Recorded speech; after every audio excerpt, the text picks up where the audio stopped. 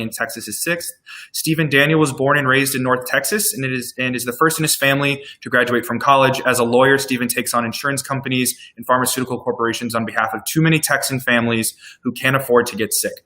Stephen knows every Texan deserves access to quality, affordable health care, and he will protect coverage for those with pre-existing conditions, including coronavirus. Stephen, I'm going to turn it over to you. All right, thank you, and thanks for having me. My name is Stephen Daniel. I am the Democratic nominee for U.S. Congress in Texas District 6.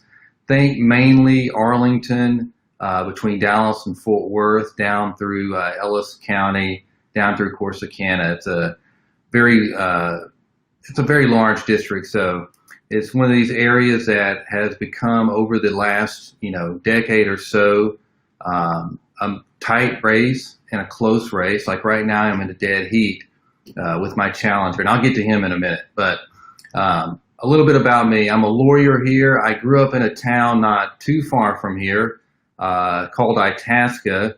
My father worked at a landfill, and my mother rented what were VHS cassette tapes, if you even know what those were. And so I used to help my dad at the landfill too, picking up trash and whatnot. I fortunately moved on to the University of Texas at Austin, where I became the first person in my family to graduate from college, which I was proud of. And during that time, I actually worked for a woman named Sarah Weddington. She was the attorney who argued and won Roe v. Wade before the U.S. Supreme Court. So I kind of got that bug to be a lawyer.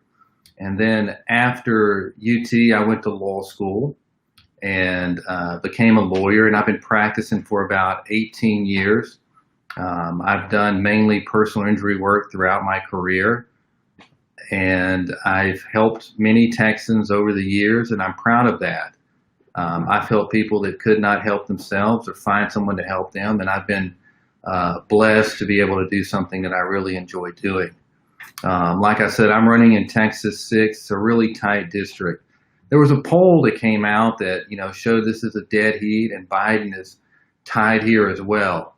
It's one of these races that if you look at the battleground map, that you see that it's a chance for Democrats to take this district back from Republicans, and that's what we plan on doing this November. One of the reasons, I guess, when I got off the couch and decided to run, it was because of health care. Last year, I have family and friends, close ones, that pay more for health insurance than they do for, their mortgage or their car payment. And it's not that great of insurance as well. I mean, you have like $15,000 deductibles and whatnot. And then I have other family and friends that can't afford their prescription drugs, and which is really a travesty, because if you look at prices of life-saving drugs, let's just take insulin, for example, that's gone up a massive amount over the last few years, not that big of a time frame. People are having to decide, what do they do? What bill do I pay just to have, just to have insulin? So that's the main reason I got into the race. Over the course of the election, it seems like I'm running for a lot of issues now. My mother gets Social Security and Medicare, so I'm running also to protect those, because those are something that's important to many people here in Texas. And there's many people in Texas getting back to health.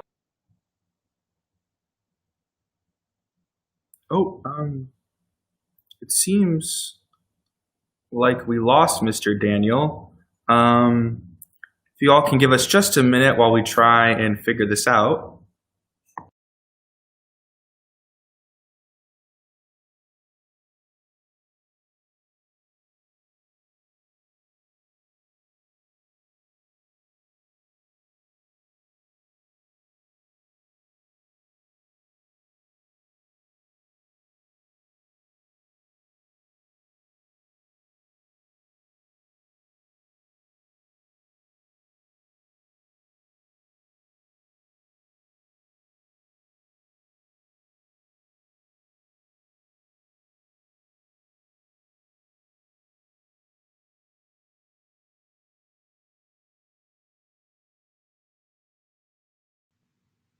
All right, Mr. Daniel, we have you back. Okay, I don't know what happened, and I don't know where I stopped talking. Oh, Um, you're talking about Social Security and Medicare. okay, yeah, it's another reason I'm running is to protect Social Security and Medicare. You know, that's on the ballot this November. The Republicans have made it very clear that they intend on trying to cut Social Security and Medicare, and also trying to cut Medicaid. One of the things here in Texas, we're one of the few states remaining that have not expanded Medicaid, which is a huge deal here. We have the most uninsured in the nation, which only causes massive problems because if you have uninsured children and even uninsured adults, if you don't have insurance, that means you're probably not likely to have a primary physician. You're probably not going to your checkups, and you're probably not getting your standard immunization. So that's a huge issue here as well. And there's a host of a number of issues, but it mainly comes down to, you know, we're running in a race against someone ranked as the most conservative Republican in Congress. And that's saying a lot. He's actually, and I'm not joking about this, even though I wish I was, but he's actually proposed having public beheadings, hanging bodies on fences, and an effort to deter crime. He's made insensitive and outrageous comments about race and women's rights. He's someone that's an extremist in this part of the world that certainly does not belong representing folks here in this district. So if you look at the recent poll that was done among the independent voters, I'm leading by 16%. That's probably one of the reasons, is that I'm running against someone that's so extreme that the vast majority of people don't carry those views. So I know throughout this pandemic that, you know, it's been a different way to campaign. We have basically stopped block walking and knocking on doors, which I did prior to the pandemic. It's mostly now become, you know, Zoom and online like this is a major way that we raise money and, you know, raise awareness to what we're doing. So I certainly appreciate you having me on, and I'll turn it back over to you. All right, great. Well, thank you so much. We're really glad to have you on. So I think we're good to go. But anyway, so my first question is kind of along the same lines of healthcare and public health, in that during the COVID-19 crisis, we've seen the politicization of public health. And so I wanted to ask you if you think that wearing a mask has become a political statement, and what the dangers of politicizing public health are, you know, in this crisis, but then also moving forward. I think for some, it has become a political statement, and I'll speak to, especially down here. We have several people, and I've seen it. You know, we had an outbreak, and, you know, we shut down for a little bit in this state back in March and April, and then our governor started reopening the state in May while the cases were actually up on an upswing. And it didn't take a scientist to realize what was going to happen next, is that the cases exploded, and we're kind of in the situation we are now. Our governor did not issue a mask mandate until, you know, after it became, you know, a huge problem here. So for some, it has become a political statement. I've said this for a long time, that this country has some type of anti-science pandemic that we're fighting, and along with this pandemic, you know, there's a lot of people that don't follow the advice of experts and scientists, which I'll never understand. It just makes common sense that if you wear a mask, you're protecting yourself. But there's a certain segment of people that, you know, for them it's a political statement as to freedom. And it's hard to control something like a pandemic when you have a certain segment of the population, somewhat large, that refuses to wear a mask. Even when I used to drive around and, you know, to go to the grocery store, you know, I would see a large amount of people not wearing a mask. And it's really disheartening to see that, because wearing a mask should not be a political statement. It should just be a... Okay. All right. So dealing with a couple more technical issues, we'll wait for them to join back with us. While we wait, I'll talk a little bit about what Friends of Intelligent Democracy does. We're the first hybrid political action committee run by young people. And so we split our time. Oh, he's back already. All right. All right, we're We back. figured out Hank's helping me out here with the Okay.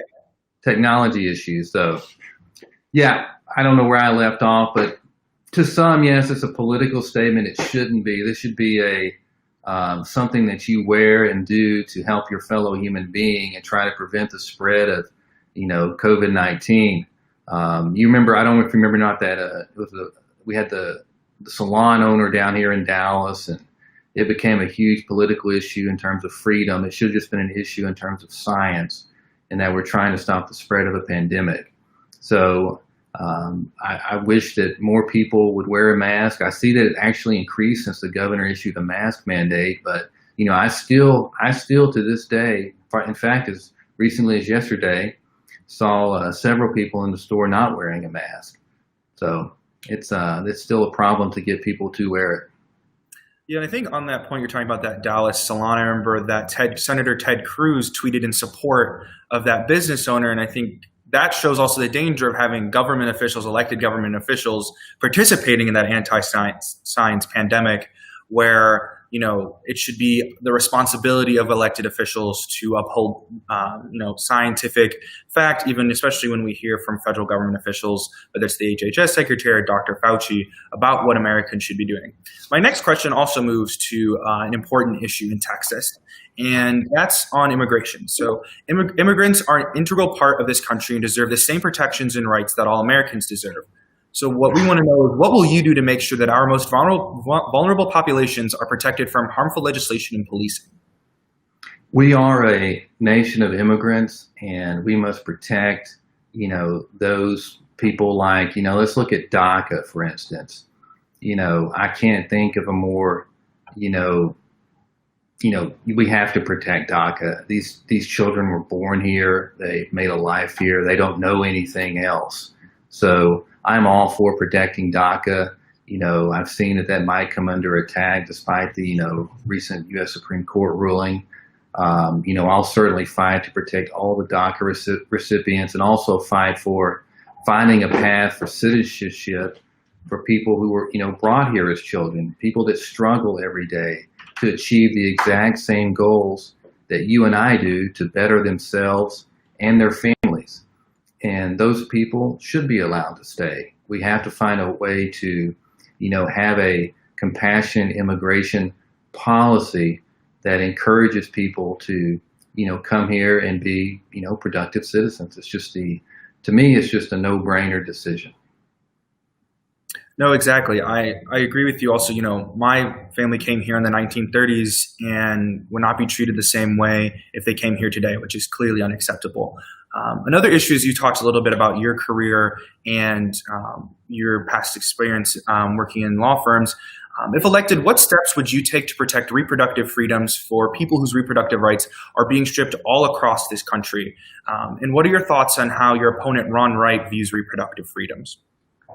I have a unique perspective. When I started out, I talked about when I was at UT in Austin that I actually worked for Sarah Weddington, the attorney that argued and won Roe v. Wade. So this is a fight that, I've been involved with and around for pretty much my entire, adult life.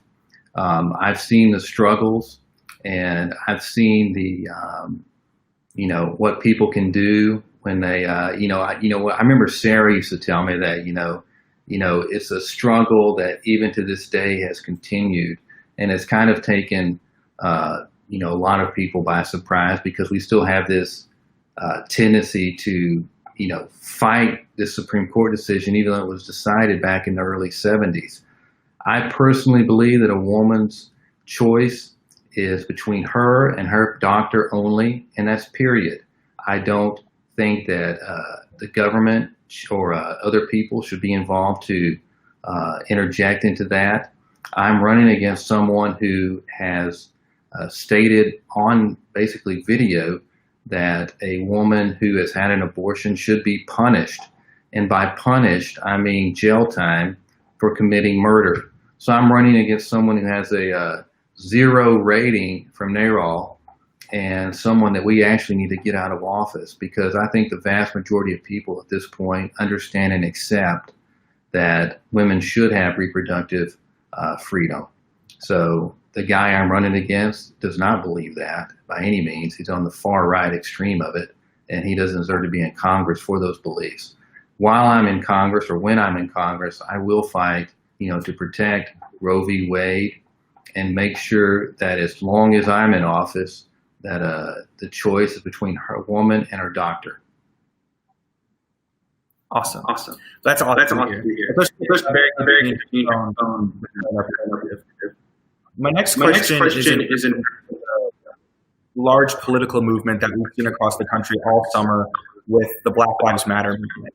And I just wanted to get your thoughts on the movement and the conversation about racial justice and equity that has been started not only in organizing spaces, but all across the country, whether it's in schools, workplaces, and even within families. I've personally participated in the Black Lives Matter movement. It is a tremendous issue that we have, and it is something that we need to address, that we need to take care of. I'm totally for banning the chokeholds and, the other, horrible ways that we, detain certain people. And I'm all for getting rid of qualified immunity. As a lawyer, I know quite a bit about qualified immunity. I think we're encouraging people to, it's not all officers, being an officer is a tough job. I have really close friends that are officers, and, it's a tough job for them. And I've heard some of the stories that they tell me. With that said, we should get rid of qualified immunity. Some officers do take it too far, and we need to redefine responsibility and make sure that those who abuse their authority are held accountable for it. And the first step is to get rid of qualified immunity. So I think there's a lot of room to work. I think there's been a lot of progress made, and there's a tremendous amount of progress still to go. I know that the House passed the George Floyd Policing Act. It's just basically sitting there for the Senate to do something with it. Obviously, the guy running against voted against it, but we need to make sure that we institute reforms and make meaningful steps to repair some of the damage that's been done, and we make sure that we make a positive step forward when it comes to policing in this country. Great. So for the next question, I'm going to bring in our political director, Alex, who has a couple questions on a few different subjects. Hi, Mr. Daniel. Thank you very much for joining me. You're welcome. Hello. So we just passed the 1-year anniversary of the terrible shooting in El Paso. And as we remember that, I want to ask, what do you think Texas and the United States as a whole can do to develop effective gun violence prevention strategies? Here in Texas, guns are a part of life. And I grew up with guns. I grew up hunting and fishing. It's a part of the way I grew up. I grew up in the country. But I think we need to have meaningful gun legislation in this country. That includes making sure that we have universal background checks so we can find people that should not have guns and keep them from getting them. There's a lot of things that we can do. We can basically stop people that are felons from getting guns, and people that have been convicted of some type of domestic violence from owning guns as well. I think that those policies would be supported by the vast majority of Americans, and it's the sort of strategy that we can implement very quickly. We just have to go do it. I think we have to do something about it.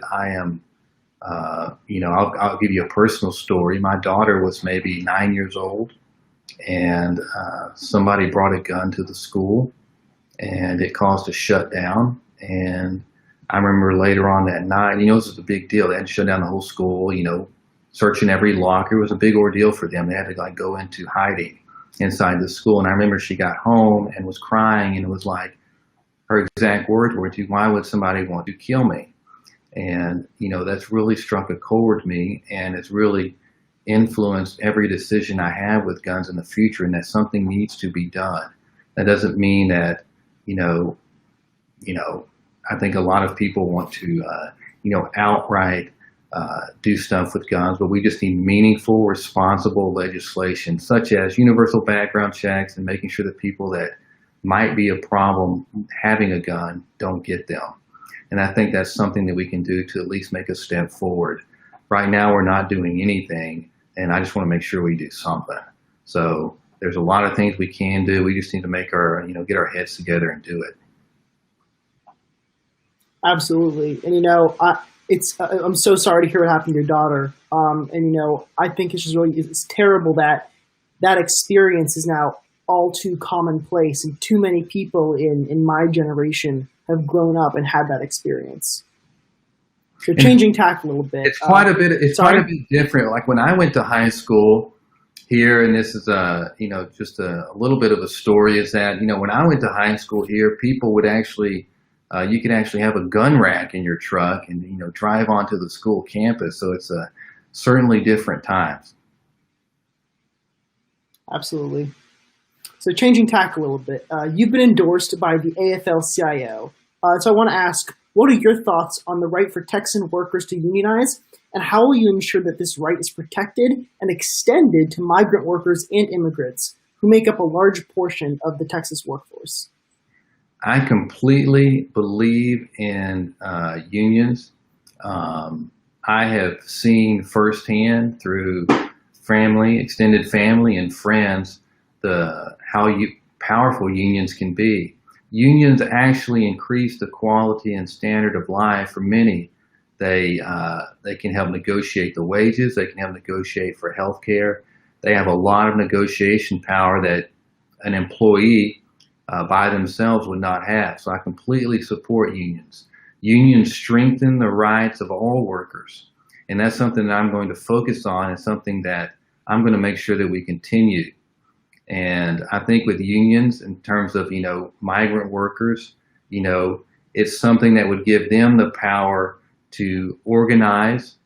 And I'm certainly for crafting legislation that would encourage them to unionize and provide them a better seat or better position at the bargaining table that they wouldn't have otherwise. Definitely. Thank you. So the 2010s just came out, were the hottest decade on record.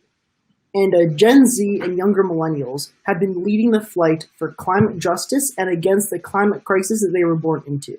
How do you plan on supporting their message and actions? This goes back into that anti-science mentality that I was talking about earlier. We just not have done anything in terms of climate. And honestly, we should have done something many, many, many years ago. And we have to take a firm stance on it and make sure that we do something. And we need to do something for the younger generations. And I'm talking about, my children, everyone's children, y'all's age, and all the generations to come, or, we won't be here. And this basically, climate change has almost become a public health issue as well. And this kind of ties in with health too, is that, the healthier population is, we depend on the climate, frankly, and that climate change is a challenge, and it's something we have to address. And it's something that's going to take decades to address at this point. And we need to make sure that we pass legislation that basically transitions our economy into 100% clean energy. And a lot of people think, well, you can't, clean energy here in Texas, it will actually increase jobs. People think it will take away jobs. That's not what happens. You actually create jobs when you go to green energy. You look at West Texas and they look at all the wind turbines. They've actually created a tremendous amount of jobs. I drive through West Texas, frequently, because of my job, and you'll go through, see fields and fields and fields of wind turbines, and it's become a huge success for this state. That tells me that it can be done. It proves it can be done, and it's beneficial for this economy and the environment. We just have to make sure that we have policies that take care of our planet.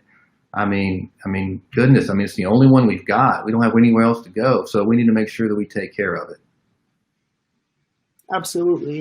Protecting the earth and creating jobs, that's a win-win.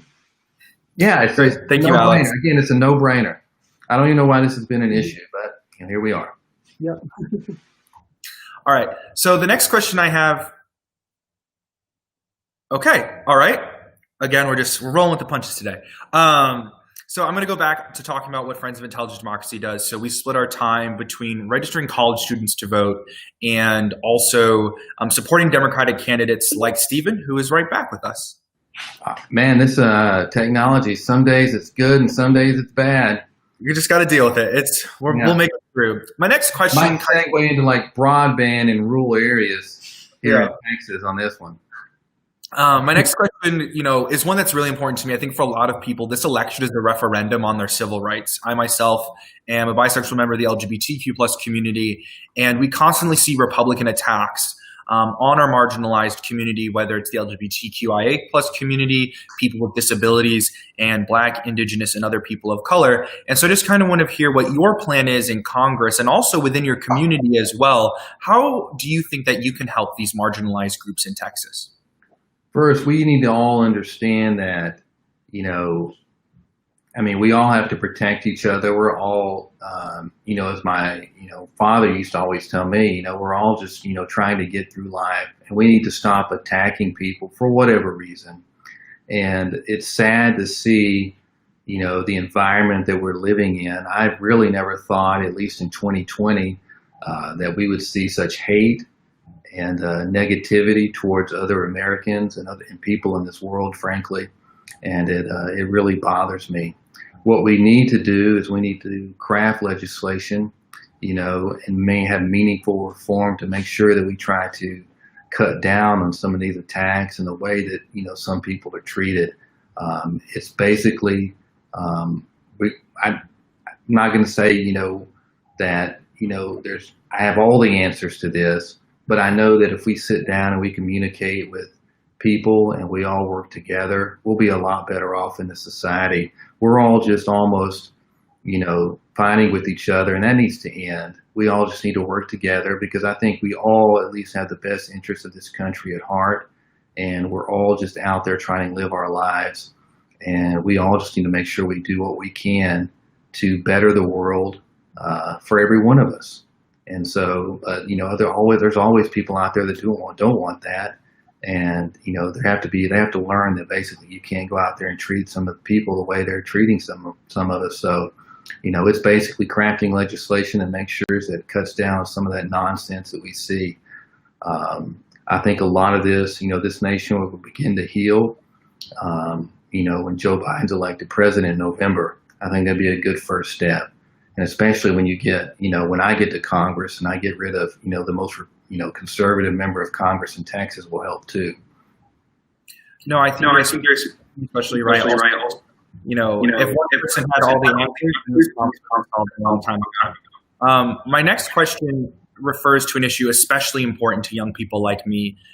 In the student loan debt crisis, I go to GW and will probably be graduating with upwards of $50,000 in student loan debt at the ripe age of 22.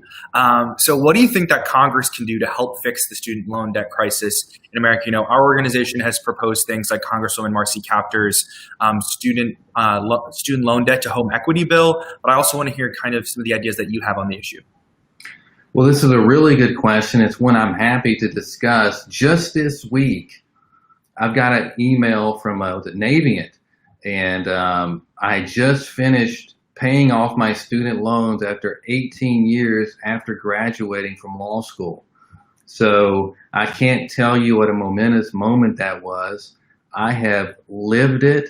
I even, at some point I was a single dad with a young child, so I had to suspend payments for a while, and it's a struggle dealing with student loan debt, something that I'm personally aware of, more than you probably know. So I think my student loans for 25 years, I've been, when I could, paying extra on them to get rid of them. And I finally did that this week. So I'm super proud of it. And I'm one of those people that I want my children and everyone else, including everyone watching this, not to have that same struggle and burden that I had with student loans and, others have had. We need meaningful reform when it comes to, these student loans. When it comes to when I'm elected to Congress, I'm hoping to pass legislation that will help end the student debt crisis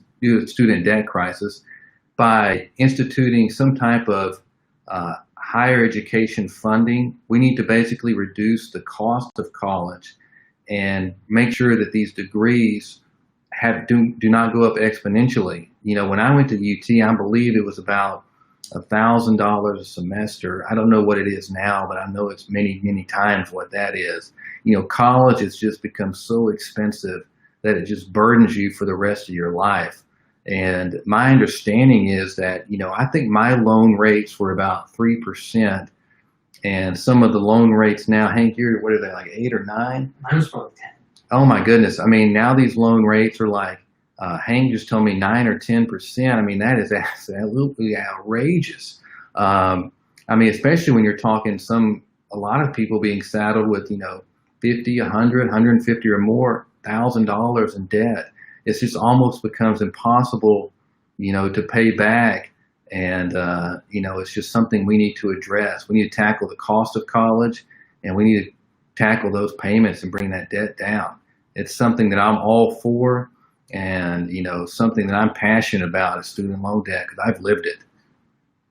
Well, first, congratulations on paying off your loans. And I think also, along that line is, Sallie Mae, which is supposed to be one of the tools that helps any student go to college, their rates can go up as high as 13% this year, even among the COVID crisis, which is also just rates we don't see for any other form of loan. And also the idea too that, it used to be if you didn't go to college, you could make about 85% of what someone with a college degree could. And now that has gone down to that most people, if they don't get a college degree, can only make up to about 52% of what someone doing the same job with a college degree can, which also just isn't the American dream, is not the American dream that we learn about in middle and high school, and also just shouldn't be something that anyone really is okay with. So moving on to I completely agree with you. I think the interest rates that you're paying on this money is absolutely insane, especially when you can go get a rate for anything else in the 2s and 3s and probably 4s. That you're being saddled with 13% on student debt. That's absolutely needs to be addressed. And a lot of these things, we talk about are just common sense things like, reducing that student loan interest and, really common sense gun reforms, common sense on healthcare, that we're just not getting anything done in Washington. So it's something that we just need to address and address quickly. Exactly. So I'm going to move on to our last question from the team before we move on to audience questions, which I think is possibly one of the most important questions, is why is it so important that we flip your district in Texas? I think it's important to flip this district mainly because, I'm going to do a great job. And, I want to make meaningful change and in this country. And it also helps to basically get rid of, who's considered Texas's most conservative congressman. He's somebody that's, advocated for basically punishing, jailing women if they have an abortion, has advocated for, public beheadings, hanging bodies on fences. He's made, offensive statements, on, racial issues. So he's somebody that we need to get rid of that I don't think will represents any of us really. So we just need to get rid of them. That's why I think it's important that we flip it. Otherwise, I'm going to do a great job. I'm out there to make sure that we pass meaningful legislation in this country, and I'm going to give everything I got. Since my childhood, I've worked hard, and, I've lived through a lot. When I was, working with my dad at that landfill, we used to take a broom handle and hammer a nail at the bottom of the broom and then flatten the head of the nail out to make just a homemade trash picker. And I would walk up and down the roadway, all day and pick up trash. I look at it kind of fondly, but not at the time did I want to be doing that at all. But, it taught me the value of hard work. And I've always believed that once I get to Congress, one thing, just like I did when I picked up that trash, is I'm going to clean up this mess in Washington. I'm so tired, of the way things are going. It makes me, every day something comes up. Now we've got the United States Postal Service, having a crisis, and it'll be something else soon. And we've got this laundry list of problems that we have to address. And we're going to address those, on November 3rd when we keep the House, expand our House majority, take the Senate, and Joe Biden wins the presidency. Then we'll have meaningful reform, that I think we need. And Texas District 6 is part of that. There's 5 underlying House state seat races that are part of this district. We only need 9 to take back the state House. 5 are actually inside this district. That's a lot. And that affects redistricting. That affects a lot of things. And we need to make sure that we take back, the state House and we make Texas blue, because there's no path for Trump to win the presidency if we turn Texas blue. And Texas 6 is right in the heart of that path in turning Texas blue. That's why it's important. Awesome. Yeah, no, our team we definitely agree with you that there's a lack of common sense and hard work in Washington, and that we're here with you all the way through to November, as much as we can be. And while we wait for my team to put together the audience questions, I'm going to tell the audience a little bit about what Friends of Intelligent Democracy does. So we split our time between supporting amazing candidates like Stephen and also registering college students to vote. In the 2018 election cycle, we helped 4,000 18 through 24-year-olds access the ballot box for the first time, and we're looking to expand that this year with volunteer phone banks that we'll be hosting in every district that we've endorsed a candidate in. So if you're watching this right now, there will soon be a Stephen Daniel voter registration phone bank coming to you sometime here in the next couple weeks. And we're looking forward to meeting all our volunteers, even though it'll be virtually, looking to meeting all our volunteers. So for the audience questions, I'm actually going to turn it over to our communications director, Harita, who will ask you some of the audience questions. Hi. Okay, so I'll start out with the first audience question. High prescription drug prices have proven to be a burden for many American families. How would you combat this issue in Congress? I'll leave it again. Can you hear me now?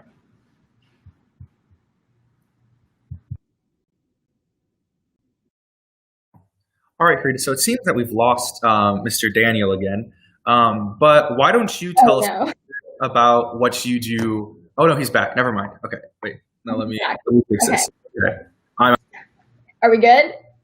I think we're good. Okay, sorry. Let's start again. The first audience question. So high prescription drug prices have proven to be a burden for many American families. How would you combat this issue in Congress? Very good question. I love audience questions. This is a very good question. And when I walked around this district before the pandemic, when I knocked on doors and talked to voters in this district, it was always healthcare and prescription drug prices. And here we are, we have a nightmare on our hands. We pay more in this country than anywhere else in the modernized world for drug prices. One thing, and the most important thing we need to do, is we need to allow the federal government to basically negotiate.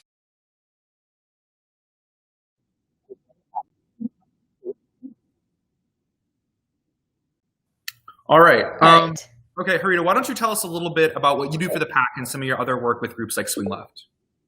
Oh, okay, never mind. Stephen Daniel is back with us again. Okay, wait. I forget where I left off. We need to basically negotiate. We're the only major, westernized, industrialized nation on earth that does not negotiate drug prices at the federal level. We need to do that.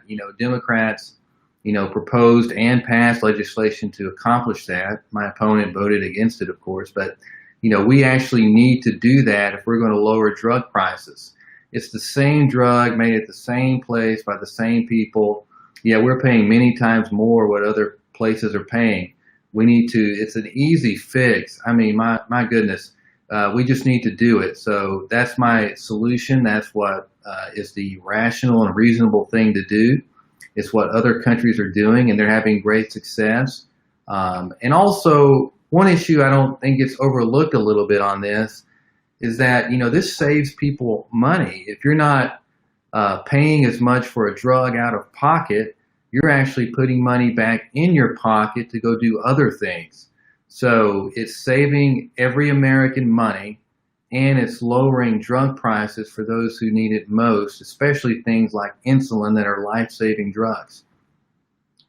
I agree. All right. So our next question is, today more than 2 million Americans sit behind bars in our nation's correctional facilities, the overwhelmingly disproportionate number of whom are people of color and those with mental illnesses. What do you plan to do to bring more attention to this issue and actually solve it? Well, I don't believe in what my opponent believes in terms of his correctional crime deterrent is, public beheadings and hanging bodies on fences. I certainly don't believe in that. What we need to do is we need to address, some of the problems with these, correctional places. I mean, we just have to address the issues. We need to have more mental checks. We need to have policies in place to, address some of the issues of why somebody is in, a correctional facility. If they're in there for something that's not a nonviolent crime, then, throwing them in there for, many, many years doesn't quite make much sense. We need to help them, have treatment plans, rehabilitation centers, things like that, that actually address the issue instead of just throwing people behind bars. And we also need to address, as a country, what we're doing in terms of correctional facilities to make sure that, we actually help people. That's the goal, is to actually help someone. And so there's a lot of people that are basically in a correctional facility that just could be helped by just having some other or alternative means of deterrent. Perfect. So our next question is, it has become more and more evident that voter suppression is an issue for many Americans. What will you do to address this problem? Oh my goodness. I mean, I have never seen anything like what we're seeing, today. I mean, it's become, abundantly clear that Republicans are doing everything they can to try and suppress the vote, whether it comes from, the president claiming that, it's mail-in voting is fraudulent, despite, I think, 75% of the people in the country being allowed to do it.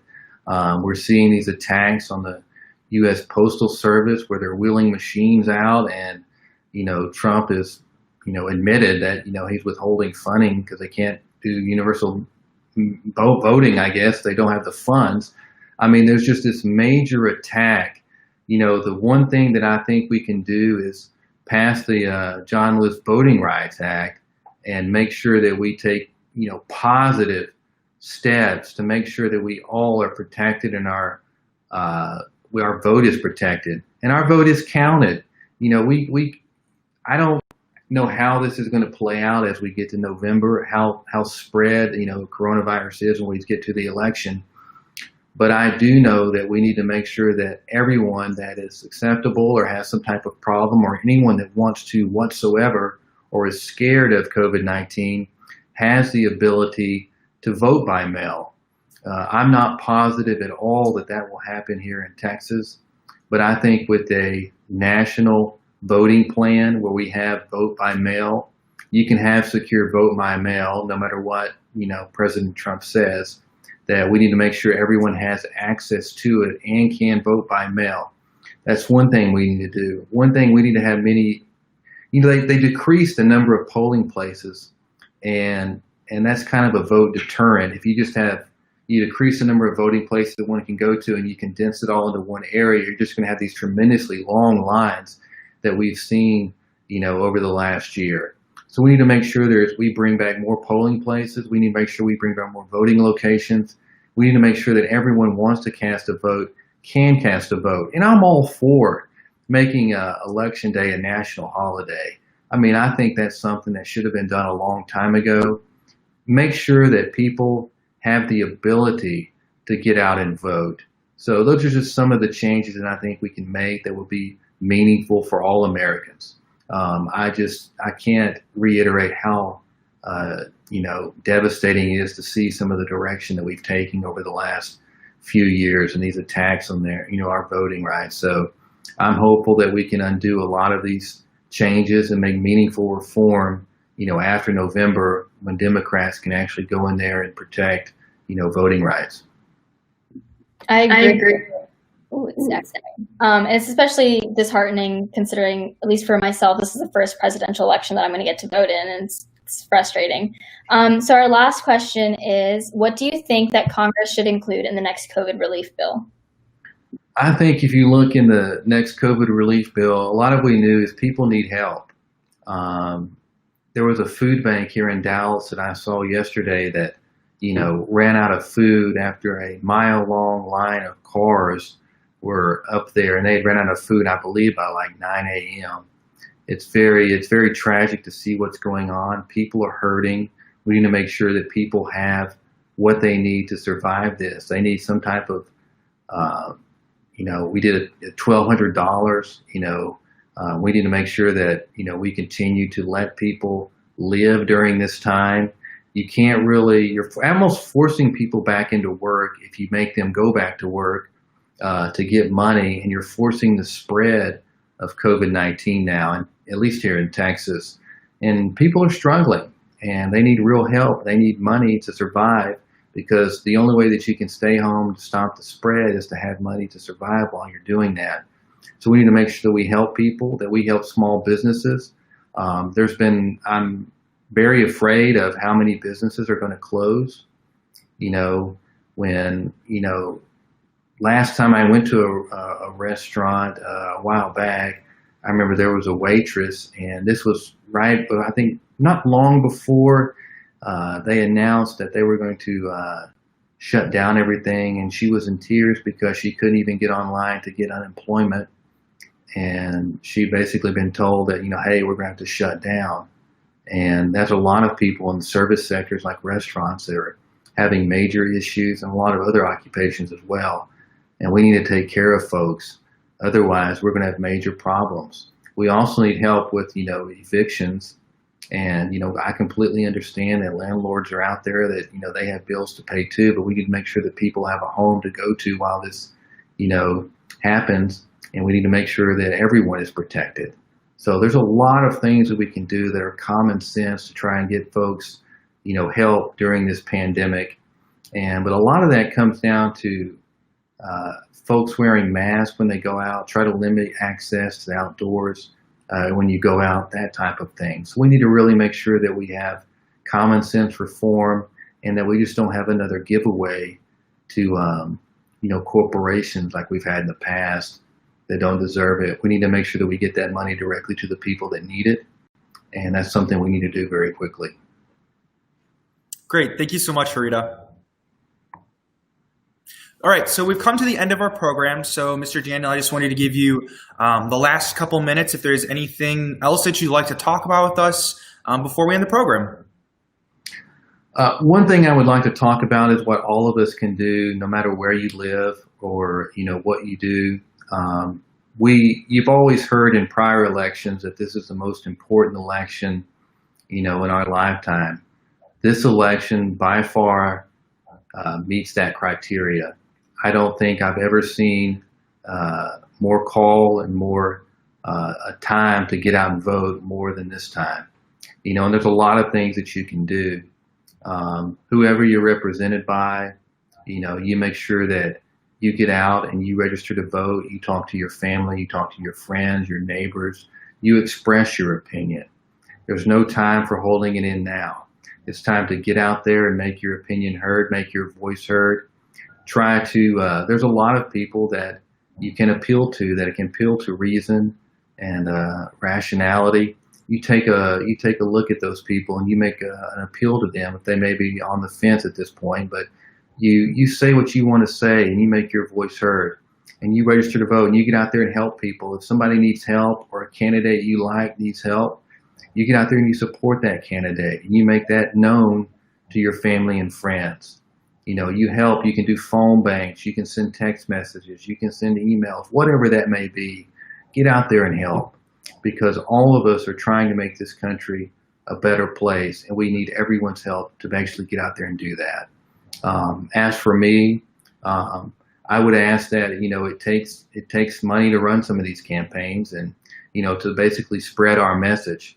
So if you're willing and able to make a donation, please make that. You can go to my website, stephendaniel.com, like my page on Facebook, Stephen Daniel for Congress, or follow me on Twitter at Stephen Daniel. help me. I'm only out here trying to make this country better. I love this country. I want to make sure it lives up to its potential, and we have a great future for all of us, for my children, for you, and for everyone else's children, our generations to come. And I think we can do that. It's just we need to make sure we put this country back on the right direction. So thank you for your time, and any way you can help, I surely would appreciate it. Thank you. Great. Thank you so much to the audience, whether you're watching live with us or on the archive. And we hope that, you can register to vote at vote.org. And we hope that everyone that's watching is safe and well during these crazy times.